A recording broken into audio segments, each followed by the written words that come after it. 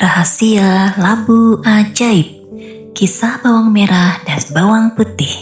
Di sebuah desa yang hijau dan asri, hiduplah seorang gadis bernama Bawang Putih.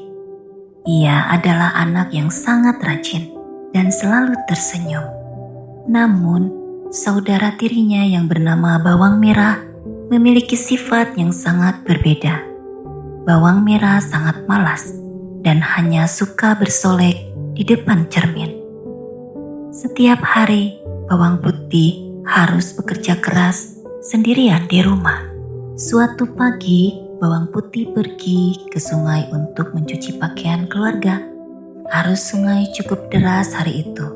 Tanpa sengaja, selendang merah kesayangan ibu tirinya terlepas dari genggamannya dan hanyut terbawa air. Bawang Putih merasa sangat sedih dan panik karena ia tahu ibu tirinya akan sangat marah. Bawang Putih terus berjalan menyusuri pinggiran sungai untuk mencari selendang itu. Setelah berjalan cukup jauh, ia melihat sebuah gubuk kecil. Di depan gubuk itu, duduklah seorang wanita tua bernama Nenek Galuh. "Nenek, apakah nenek melihat selendang merah yang hanyut?" tanya Bawang Putih dengan sopan. Nenek Galuh tersenyum dan berkata bahwa ia menyimpan selendang itu. Namun, ia meminta bantuan Bawang Putih untuk merapikan rumahnya yang berantakan. Tanpa ragu, Bawang Putih langsung bekerja. Ia menyapu lantai, memasak sayuran segar, dan mencuci piring dengan penuh keikhlasan. Nenek Galuh sangat senang melihat kerajinan gadis itu. Sebelum Bawang Putih pulang, Nenek Galuh mengembalikan selendang merah itu. Sebagai hadiah, sang nenek menawarkan 2 buah labu.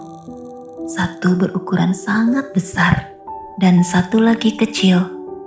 Bawang Putih berpikir sejenak, lalu memilih labu yang kecil. "Saya pilih yang kecil saja, Nek, agar tidak berat membawanya pulang," ucapnya dengan rendah hati. Sesampainya di rumah, Ibu Laras memarahi Bawang Putih karena pulang terlambat. Namun, saat Bawang Putih membelah labu pemberian Nenek Galuh, mereka semua terkejut. Di dalam labu kecil itu tersimpan tumpukan emas, permata, dan perhiasan yang berkilauan. Rumah mereka seketika menjadi penuh cahaya karena harta karun tersebut. Melihat keberuntungan Bawang Putih, Bawang Merah menjadi sangat iri. Ia ingin mendapatkan emas yang lebih banyak. Keesokan harinya, Bawang Merah sengaja menghanyutkan selendangnya ke sungai dan berpura-pura mencarinya. Ia berjalan menuju gubuk Nenek Galuh dengan wajah yang ditekuk karena kelelahan berjalan kaki. Bawang Merah bertemu Nenek Galuh dan diminta melakukan pekerjaan yang sama.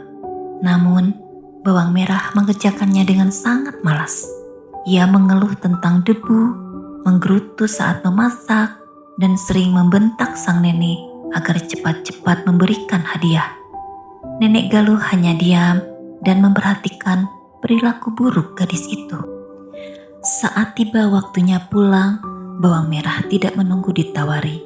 Ia langsung menyambar labu yang paling besar dari tangan Nenek Galuh. "Aku mau yang besar ini, Nek.